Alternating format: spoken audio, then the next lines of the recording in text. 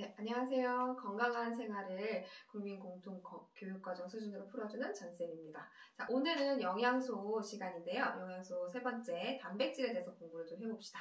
자, 지난 시간에는 물에 대해서 얘기를 했었죠. 자, 물은 우리 몸을 차지하고 있는 가장 많은 비율을 차지하고 있는 영양소였고, 그 다음이 단백질이라고 볼 수 있습니다. 자, 단백질은요, 아프지 않고 건강하게 살기 위한 핵심 영양소라고 합니다. 자, 우리가 이렇게 몸이 있는데 얘를 완전 바짝 말렸다고 생각을 해보세요. 그 바짝 말린 거의 대부분이 단백질이라고 생각을 해주시면 됩니다. 그래서 중학교 2학년 교과서에 영양소 파트가 나오거든요. 근데 거기에서 그 단백질이란 영양소의 설명은요, 어떻게 나오냐면 우리 몸의 구성 성분이고 그 다음에 이제 열량을 낸다 이렇게 나옵니다. 그러니까 탄수화물, 단백질, 지방 이 세 가지는 모두 열량 영양소, 그러니까 칼로리가 있는 영양소지만 그 단백질만 우리 몸을 구성하고 있는 성분이 첫 번째예요. 열량을 내는 것보다 가장 중요한 것은 우리 몸을 구성하고 있다라는 뜻인데요. 자, 우리 몸은 뭘까요? 우리 몸이라는 것은 몸 이꼴 세포라고 생각을 해주시면 됩니다. 자, 몸의 70%가 물이라고 했잖아요. 마찬가지로 세포의 대부분이 물이고 그 나머지는 단백질이라고 생각을 해주시면 돼요. 그죠?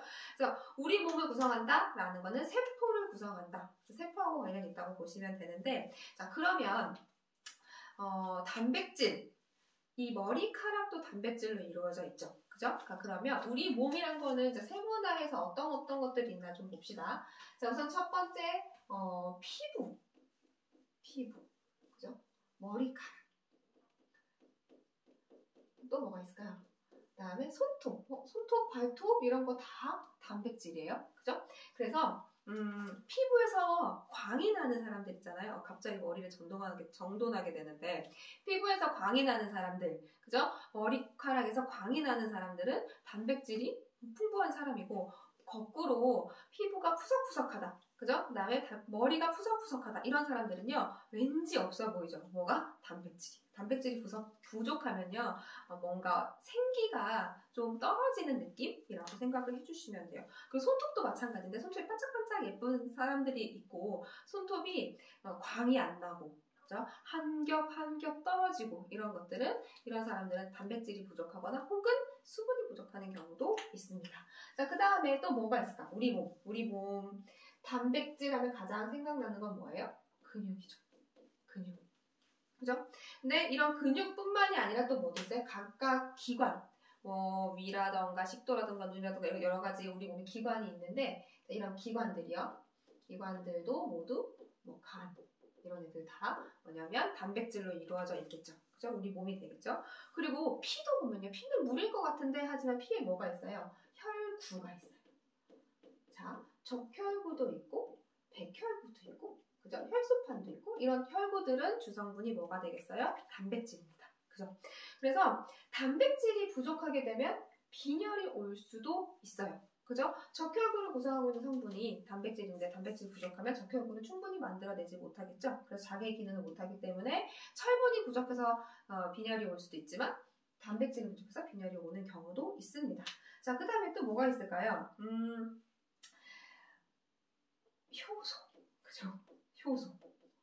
우리 몸에 엄청 2000여 가지 정도의 효소가 있다라고 합니다. 근데 이 효소를 구성하고 있는 주성분도 단백질이고요. 또 호르몬을 구성하고 있는 주성분이 단백질이라고 보시면 돼요. 그죠? 효소 같은 경우에는 단백질 몸체, 비타민이나 무기질 같은 애들이 이제 제 역할을 할 수 있게 활성화가 되는 경우가 많고요. 호르몬도 마찬가지 구조라고 보시면 돼요. 특별한 호르몬, 스테로이드 계열의 호르몬인 경우에는 콜레스테롤이 주성분이긴 하지만 대부분의 호르몬은 본체는 단백질이다. 그래서 단백질이 부족하면 효소가 부족해요. 효소가 뭐냐면요. 우리 몸에서 모든 물질이 대사하는데 합성이 되거나, 그죠? 아니면 분해가 되거나, 이런 모든 일들에 효소가 필요하거든요. 그러니까 단백질이 부족해서 효소가 많이 만들어지지 않으면 어떻게 되겠어요? 우리 몸이 제 기능을 못하겠죠. 소화 기능도 떨어지고요. 그죠? 여러 가지. 호르몬은 또 어떤 역할을 하냐면, 우리 몸에 조절을 하는 역할을 합니다. 그죠?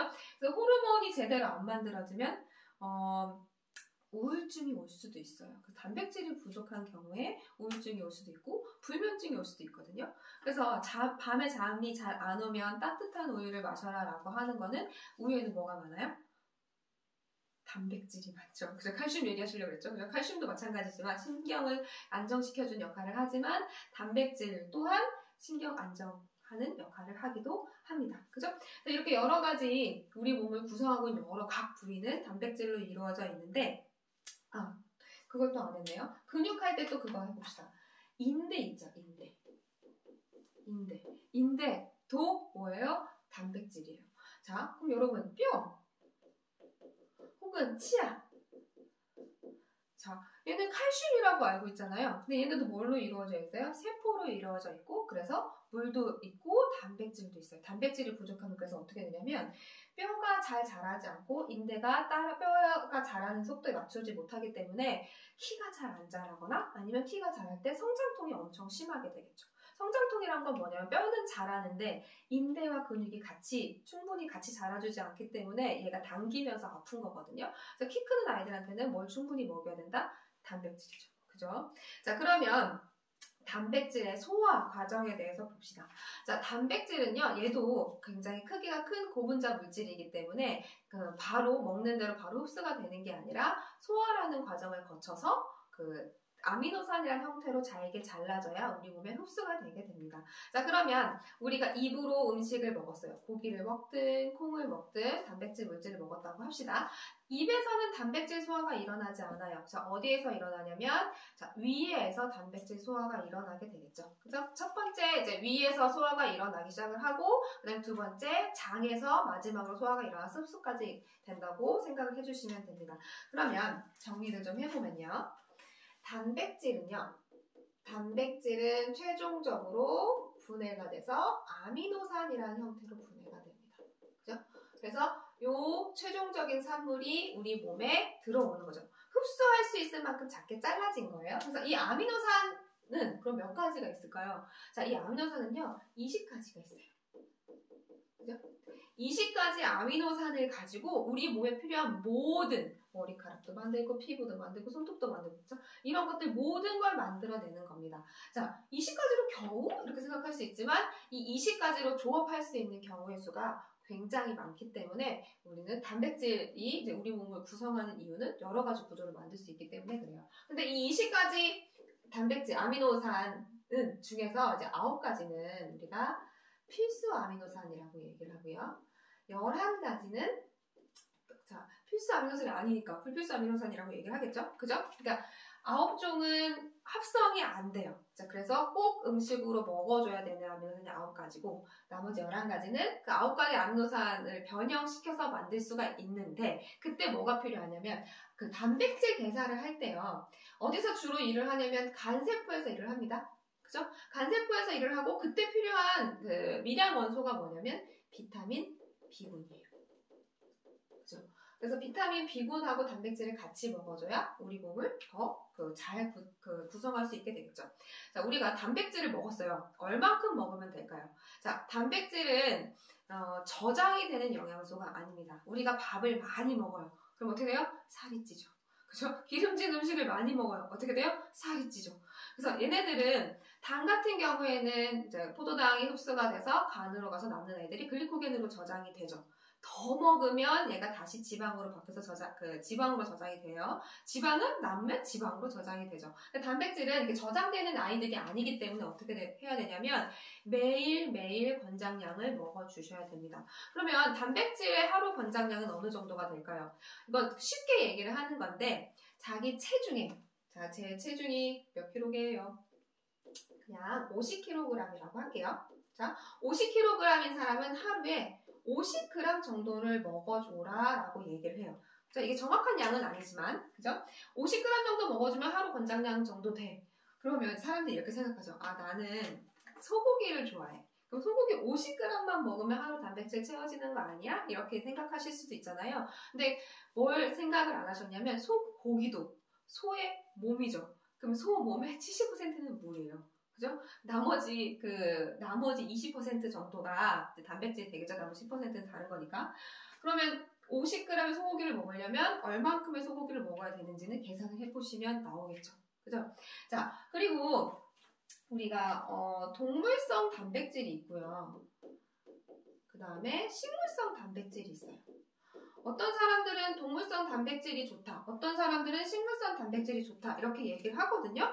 자, 중요한 건 뭐냐면 이 20가지 아미노산이 얼마나 들어있는지예요. 가지수가 중요해요. 양은 많이 먹으면 되니까. 그죠? 가지수가 중요한데 이제 동물성 단백질은 이 아미노산, 필수 아미노산들이 이제 뭐 많다라고 얘기를 하기 때문에 좋다라고 얘기하거든요. 그런데 중요한 건 20가지를 다 먹어야 되잖아요. 필수 아미노산만 먹는다고 해서 어떻게 되는 거냐면 필수 아미노산만 먹으면요. 이 11가지 다른 아미노산들이 필요할 때는 비타민 B군과 에너지를 쓰면서 그걸 합성을 하게 됩니다. 그러니까 뭐가 열심히 일해야 돼요? 간이 더 열심히 일을 해야 돼요. 그러면 그냥 재료가 20가지가 다 있으면 간이 일을 열심히 안 해도 되잖아요. 그죠? 그럼 더 피로가 빨리 회복이 되겠고 다른 일을 열심히 할 수 있으니까. 그래서 뭐냐면 20가지 아미노산이 들어있는 걸 먹어줘야 되는데 동물성 단백질은요. 아미노산 종류는 많아요. 식물성에 비해서 많을 수 있지만 뭐가 문제냐? 중성지방이 문제인 거죠. 그죠? 중성지방. 이건 지방을 할 때 더 자세히 할 거지만 중성지방이라는 말 딱 들으면 느낌이 기름 끼겠네. 그죠? 살이 찌겠네. 이런 느낌이잖아요. 그죠? 그래서 요런 것 때문에 동물성 지방으로 단백질을 섭취하는 거를 좀 줄이고 식물성 지방으로 단백질 섭취해라 라고 얘기를 하는 겁니다. 그럼 식물성 단백질이라고 했을 때 어떤 게 가장 생각에 딱 떠오르세요? 콩단백, 무슨 밭에 소고기 뭐 이런 얘기 많이 하잖아요. 그죠? 콩은 단백질 함량이 굉장히 높은 식물입니다. 왜냐하면 이제 콩에 사는 콩 뿌리에 사는 박테리아가 있는데요. 프리옥박테리아라는 아이가 공기 중에 있는 질소를 바로 흡수해서 그를 단백질로 만들 수 있기 때문에 그래요. 그죠? 그러면 콩이 아미노산 그 종류가 20가지가 다 들어있지 않더라도 배합을 해서 20가지로 만든 걸 먹어주면 될 거잖아요. 그죠? 어쨌든 우리는 입에 들어가기만 하면 되니까요. 그죠? 식물성 단백질의 이점은 뭐냐면, 이런 중성 지방이 없다겠죠. 얘는 상호 보완적인 아이들이니까. 그죠? 근데 단점은 뭐예요? 단점은 콩이요. GMO, 그죠? GMO 무엇인지 알죠? GMO가 뭐예요? 유전자 변형 식물이잖아요. 두 번째로 많은 식물입니다. 첫 번째는 뭐예요? 옥수수. 그죠? 그래서 두 번째는 GMO가 많기 때문에 얘의 안정성이 입증되지 않아서 우리는 GMO가 아닌 논 GMO 표시가 되어 있는 콩을 찾아서 섞어서 드시면 됩니다. 그죠? 그러면 중성지방이 없이 건강한 단백질을 섭취할 수가 있겠죠. 자, 단백질이요. 우리 몸에 아주 필요한 영양소지만 또 단백질 때문에 여러 질병이 나타나기도 합니다. 그러니까 단백질이 분해되는 과정에서 그 분해 산물이 독성으로 작용하기도 하거든요. 그래서 그 독소가 몸을 돌아다니다가 어느 한 군데 쌓이면 그 아이가 이제 뭐 통풍이 될 수도 있고, 그죠? 관절염이 될 수도 있고 이런 경우이기 때문에 그런 그 단백질 부산물이 많이 나오지 않는 건강한 단백질을 찾아서 먹는 게 좋겠죠. 그죠? 근데 동물성 단백질인 경우에는 그런 그 분해 산물들이 더 많이 나온다고 해요. 그래서 통풍이라는 병 생각을 하면 치킨하고 맥주 먹지 말라고 얘기하잖아요. 그러니까 치킨을 먹지 말라는 건 뭐냐면 과도하게 동물성 단백질 섭취를 하면 그런 그 단백질 부산물들이 나올 수 있으니까 조심을 해라라는 뜻입니다. 그러면 우선 그런 질병들이 있으시거나 아니면 위험하신 분들은 동물성보다는 식물성 단백질 섭취하시는 게 좋으시고요. 그 다음에 이제 비타민 B군을 같이 섭취하게 되면 단백질 대사가 더 원활하게 일어날 수 있어서 본연의 일들을 잘 할 수 있겠죠. 그죠? 자, 오늘 여기까지 정리를 해보고요. 다른 더 심도 있는 이야기는 다음 시간에 해보도록 하겠습니다. 이상입니다.